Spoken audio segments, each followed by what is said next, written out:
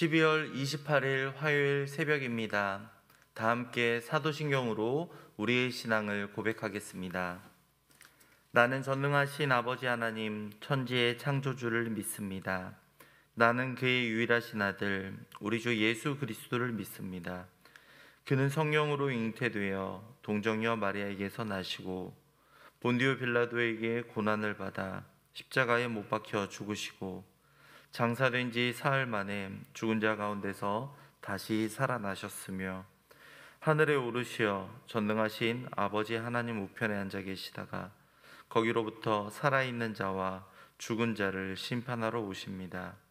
나는 성령을 믿으며 거룩한 공교회와 성도의 교제와 죄를 용서받는 것과 몸의 부활과 영생을 믿습니다. 아멘. 찬송가 327장 찬양하겠습니다. 주님 주실 화평 327장입니다.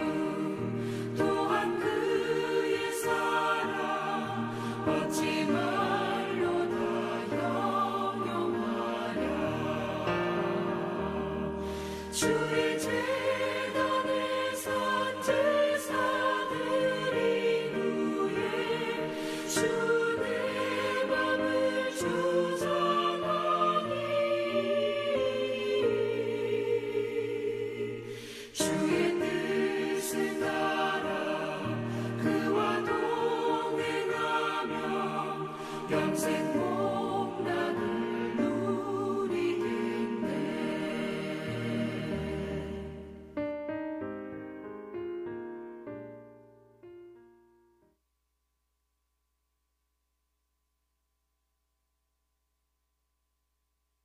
우리를 지켜 보호하시는 하나님 아버지, 오늘 이렇게 새벽을 허락하시고 우리를 깨워주셔서 새벽의 자리를 지킬 수 있게 하신 은혜 진심으로 감사드립니다. 영상을 통해 주님 앞에 나아가는 모든 우리 예음 가족들의 기도와 간구를 주님 들어 주시옵소서. 현장에 함께하고 싶지만 여러 가지 여건들로 인해서 함께하지 못하고, 또한 각자의 가정에서 새벽에 제단을 지켜가는 그 마음을 주님 헤아려 주시며, 비록 몸은 함께할 수 없으나 그 마음만은 더욱더 신실하며 집중하여 주님만을 바라볼 수 있는 시간이 될 수 있도록 아버지 인도해 주시옵소서. 지난 주간 성탄 예배를 보내고 또 주일을 맞이하였습니다. 예수 그리스도의 탄생과 그리고 주일을 통해 예수 그리스도의 다시 살아나신 부활을 기념하는 주일들을 바라볼 때 얼마나 감사와 감격이 넘치는지 모릅니다. 우리를 위해 이 땅에 오신 주님, 그리고 주님의 부활을 기념하는 또한 주일을 보내며 날마다 주님을 묵상하며 감사함이 흘러넘칠 수 있는 우리 예음 가족들이 되도록 주님 도와주시옵소서. 올 한 해가 저물어 갑니다. 2021년 하나님께서 우리에게 베풀어 주신 은혜가 너무나도 많음을 고백합니다. 그 은혜에 감사하며 또 새롭게 다가올 2022년을 준비할 수 있도록 도와주시옵소서. 연말과 연초에만 분주하게 무언가를 계획하고 마무리하는 것이 아니라 1년 365일 꾸준하게 운동과 신앙생활과 모든 일들, 건강과 맡겨진 사명들을 균등하게 잘 감당할 수 있도록 주님 이끌어가 주시옵소서. 새해 주시는 하나님의 은혜와 회복들이 많습니다.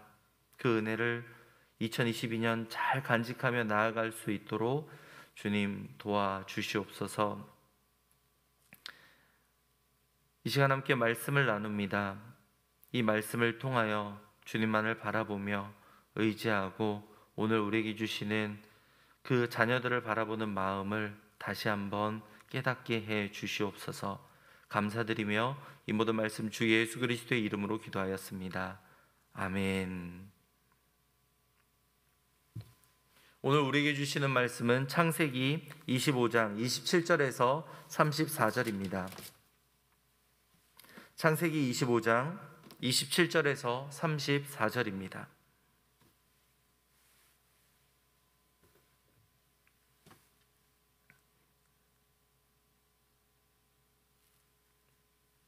함께 읽겠습니다. 27절입니다. 그 아이들이 장성함에 에서는 익숙한 사냥꾼이었으므로 들 사람이 되고 야곱은 조용한 사람이었으므로 장막에 거주하니 이삭은 에서가 사냥한 고기를 좋아하므로 그를 사랑하고 리브가는 야곱을 사랑하였더라. 야곱이 죽을 쏘었더니 에서가 들에서 돌아와서 심히 피곤하여 야곱에게 이르되 내가 피곤하니 그 붉은 것을 내가 먹게 하라 한지라. 그러므로 에서의 별명은 에돔이더라. 야곱이 이르되 형의 장자의 명분을 오늘 내게 팔라. 에서가 이르되 내가 죽게 되었으니 이 장자의 명분이 내게 무엇이 유익하리요. 야곱이 이르되 오늘 내게 맹세하라. 에서가 맹세하고 장자의 명분을 야곱에게 판지라. 야곱이 떡과 팥죽을 에서에게 주매 에서가 먹으며 마시고 일어나 갔으니 에서가 장자의 명분을 가볍게 여김이었더라. 아멘. 하나님의 선물 자녀라는 제목으로 함께 말씀을 나누겠습니다. 여러분들 가정에서 첫 아이가 태어났을 때 그 감격스럽던 순간을 여러분은 기억하십니까? 이 아이가 세상에 처음 나왔던 그 순간, 이 아이를 안았던 그 순간의 아빠들의 마음, 지금도 생생하게 기억하시는 분들이 있을 겁니다. 이 아이가 태어난 순간 여러분은 어떠한 마음을 가지셨습니까? 대부분의 아빠 그리고 어머니들 다 건강하게만 자라다오, 신앙생활을 꾸준히 이어달라, 이런 두 가지 기도 제목을 가지지 않았겠습니까? 건강과 신앙.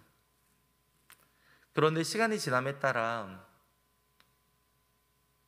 건강과 신앙만으로 과연 우리 자녀를 바라보게 되던가요? 저는 그렇지가 않습니다.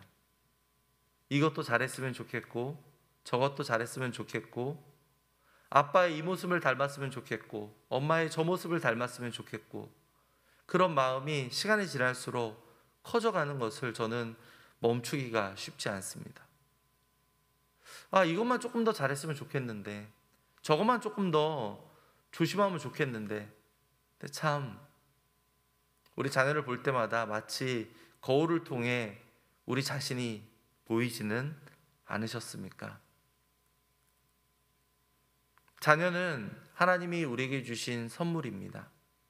이 자녀를 통해 우리의 연약했던 모습들이 너무나도 선명하게 드러나고, 그리고 우리의 단점들을 이 자녀를 통해서 깨닫고 고쳐갈 수 있는 기회가 되고, 내가 실수했고 내가 연약했으니 그 자녀를 기다려주는 것이 맞는데, 우리는 종종 선물로 주신 자녀에 대해서 우리의 욕심이 너무나도 앞서지는 않았는지 오늘 말씀을 묵상하며 많은 생각을 가지게 되었습니다.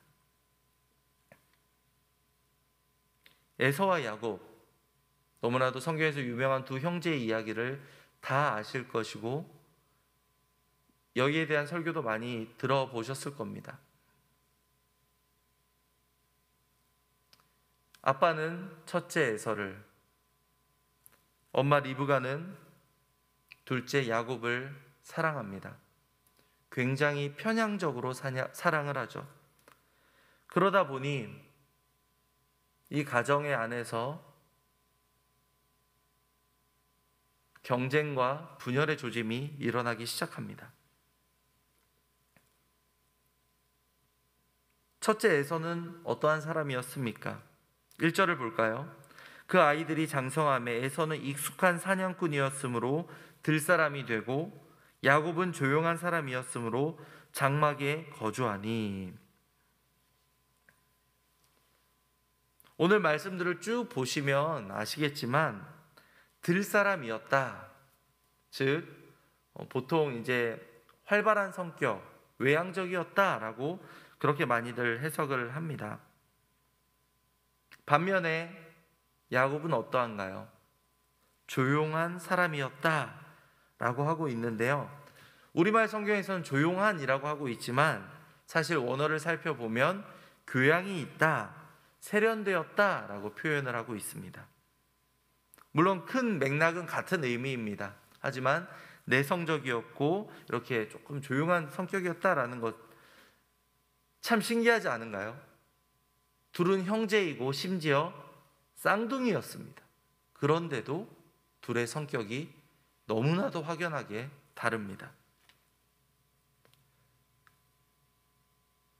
제가 청년부 때 상담을 전공하는 선배가 있어서 다양한 여러 가지 성격을 파악할 수 있는 그런 검사를 우리가 참여할 수 있게 되었는데요, 우리가 실험 대상자 이런 의미가 아니라 우리 스스로를 알아가는 시간을 가졌던 겁니다. 저는 활발한 성격이었고 제 동생은, 남동생이죠, 2살 터울의 남동생은 내성적인 성격. 제가 만약에 M자 모양으로 5가지 유형이 나왔다면 동생은 W 모양이 나오는 겁니다. M과 W, 완전히 반대되는 성격이죠. 마치 에서와 야곱처럼 말입니다. 그런데 묘하게 다른 듯 하면서도 닮아 있는 부분도 있는 것이 형제의 모습, 자녀들의 모습 아니겠습니까? 그렇기 때문에 우리 부모님들은 우리 자녀를 바라보면서 누가 정답이고 누가 옳다라고 결정을 지어버리거나 편향되게 자녀들을 사랑해서는 안 됩니다. 나와 말이 잘 통하고 나를 닮아 있는 자녀를 우리는 사랑하기 쉽습니다. 에서와 야곱, 이삭이 에서를, 리브가가 야곱을 사랑했던 것처럼 말입니다. 내 모습이 보이니까 그 자녀를 더욱더 사랑하고 그 자녀만을 품어주려고 했던 부모의 그릇된 신앙이, 그릇된 생각이 이 형제를 결국은 분열로 이끌고 있지 않았는가, 저는 그렇게 봅니다.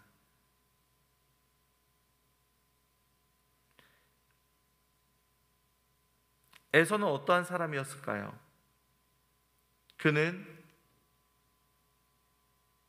배고픔으로 인하여서 장자의 명분을 팔아버린 사람입니다. 마지막 34절은 그에 대해서 이렇게 설명합니다. 야곱이 떡과 팥죽을 에서에게 주매 에서가 먹으며 마시고 일어나 갔으니 에서가 장자의 명분을 가볍게 여김이었더라. 장자의 명분을 가볍게 여김이었더라. 그렇습니다. 그는 장자의 명분, 즉 부모님께 물려받을, 아버지께 물려받을 유산에 대해서, 그리고 하나님의 축복에 대해서도 큰 관심이 없습니다. 눈앞에 있는 떡과 팥죽 하나면 얼마나 이렇게 충동적인 사람이 세상에 존재할까요? 당장 눈앞에 있는 이익만 바라보고 이후에 있을 일들을 전혀 생각을 하지 않는 겁니다. 내가 지금 죽게 되었는데 장자의 명분이 내게 무엇이 유익하리요? 32절은 그렇게 말하고 있습니다. 내가 지금 당장 배고파 죽게 되었다. 정말 그랬을까요? 물론 배가 심히 고팠겠죠.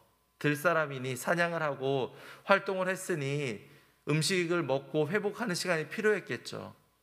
그런데 그것을 어떻게 하나님의 축복과 심지어 2배로 많이 받을 수 있는 유산까지도 포기할 만큼의 가치가 있는 그 한 끼 식사였겠습니까? 두 자녀였기 때문에 보통 자녀들 상황에 따라서 각각 3자녀가 있었다면 어떻게 분배를 하는가? 거기에 플러스를 해서 이제 분모와 분자를 이렇게 계산을 하시면 되는데, 플러스 1을 해서 4분의 1, 4분의 1, 4분의 1이 들어가고 첫째가 4분의 1을 더 가져가는 구조입니다. 3자녀였을 경우에는요. 그러면 첫째인, 3형제 중에서 첫째인 자녀가 4분의 2, 즉 2분의 1의 유산을 가져가고, 나머지는 이제 거기에서의 이제 절반씩 4분의 1, 4분의 1, 50%, 25%, 25%.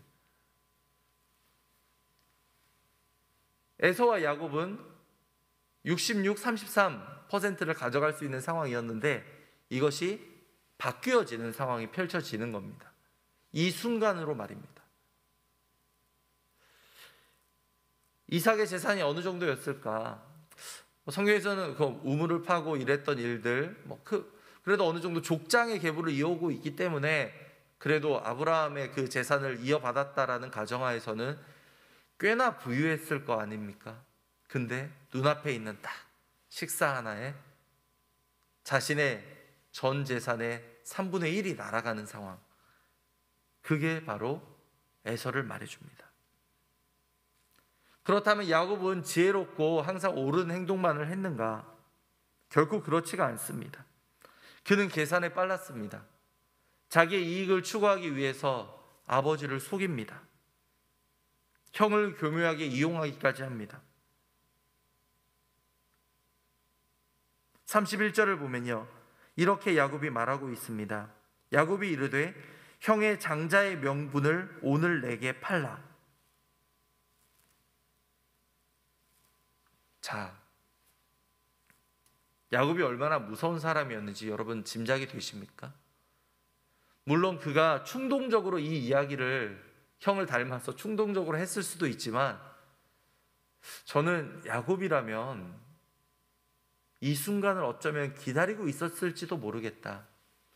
형이 나에게 무언가를 부탁하거나 어떤 궁지에 몰리거나 어떤 상황이 오면 장자의 명분을 내게 달라. 이렇게 기다리고 있지 않았을까?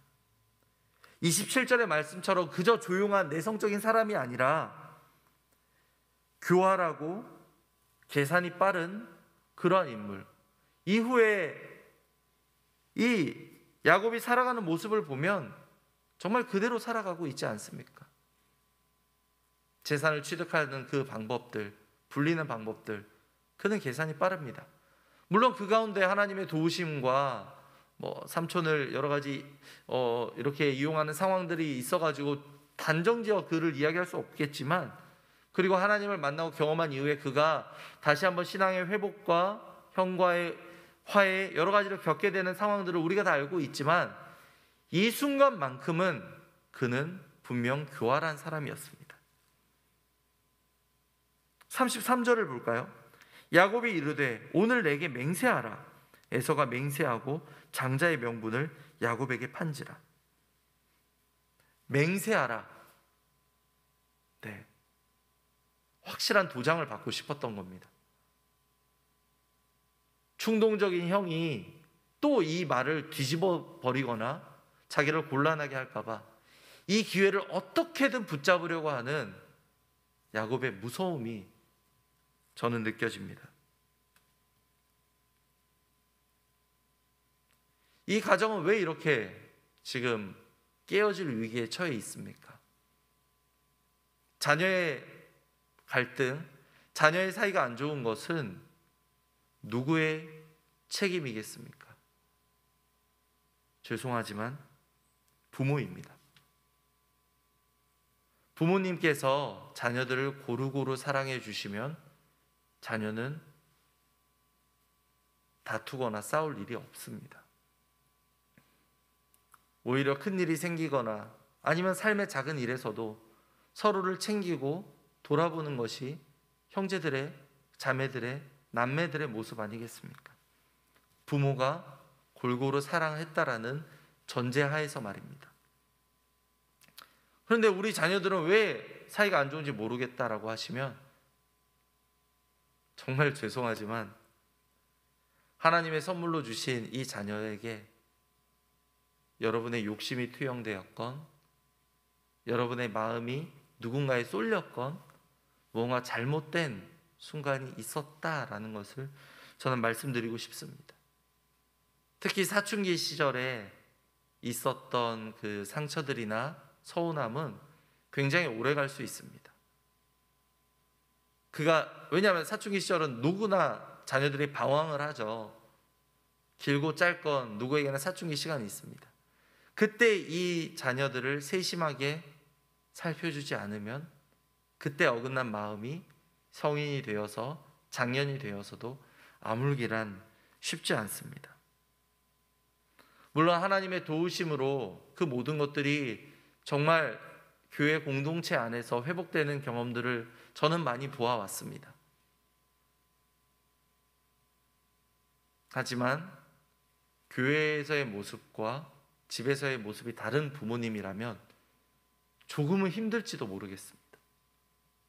교회에서 은혜 받고 와서 자녀가 어떻게든 해보려는데 부모님의 이중적인 모습으로 그 자녀의 결심이 무너질 수도 있기 때문이겠죠.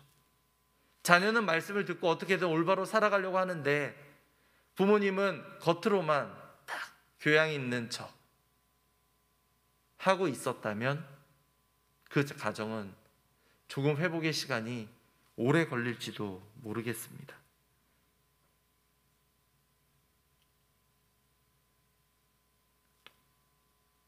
두 자녀를 비교하기 시작하면 끝이 없습니다.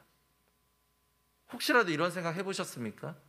첫째 이런 부분을, 둘째 이런 부분이 이렇게 잘 조화가 되면 얼마나 좋을까? 욕심이십니다. 그렇게 하나님이 자녀를 주지 않으셨습니다. 그런데 부모의 욕심으로 쟤는 저게 좀 부족한데 요것만 고치면, 요 아이는 요것만 고치면 그 순간 자녀들의 마음 문이 부모님과 점점 멀어지는 것을 여러분들은 느끼지 않으셨습니까? 처음 태어날 때는 건강하게만 자라다, 신앙만 지켜다오라고 했는데 어느 순간 부모의 욕심으로 인해서 비교를 하게 되고, 다른 사람과 심지어 비교하게 되고, 자녀 안에서도 비교하게 되고, 이 자녀는 도대체 어디에 마음을 둘 수 있겠습니까? 형제 사이도, 심지어 부모와 자녀 사이도 깨져버릴 수 있습니다. 자녀를 통해 부모 역시도 때로는 배울 수 있어야 합니다. 자녀의 말, 교회에서 듣고 이렇게 해야 되는 거 아니야? 꼭 그렇게까지 할 필요는 없어. 괜찮아. 목사님이 순진하셔서 그렇게 얘기하는 거지. 다 그렇게 살고 어떻게 세상을 살아? 목사님은 목사님이잖아. 너는 내 말 들어. 제가 교회를 탐방을 간 적이 있는데, 그곳은 세 가지 축이 균형 잡혀 있습니다. 샘물학교, 샘물교회, 가정. 이 세 가지가 함께 가지 않는다면 결코 한 자녀, 모든 자녀 올바로 성장할 수 없습니다. 그래도 세 가지 중에 두 가지가 함께라도 가야 되는데, 기독교 학교를 보내시지 못하는 형편이시라면 가정과 교회에서는 한 목소리가 최소한은 나와야 합니다. 그것이 안 되면 결코 올바른 신앙과 올바른 인격체로 자라가기는 결코 쉽지 않습니다. 여러분이 교회에서 들으신 대로 가정에서 똑같이만 말씀하시면 됩니다. 거기에 욕심이 들어가고, 거기에 판단이 들어가고, 거기에 우리의 편향된 사랑이 들어가는 순간 자녀는 혼란을 겪고, 어느 정도 느끼시죠? 어느 순간이 지나면 자녀가 귀를 닫아버립니다. 여러분이 강하게 이야기하면 강하게 이야기할수록 강하게 반발합니다. 누구 닮아서 저러냐고요? 여러분이죠.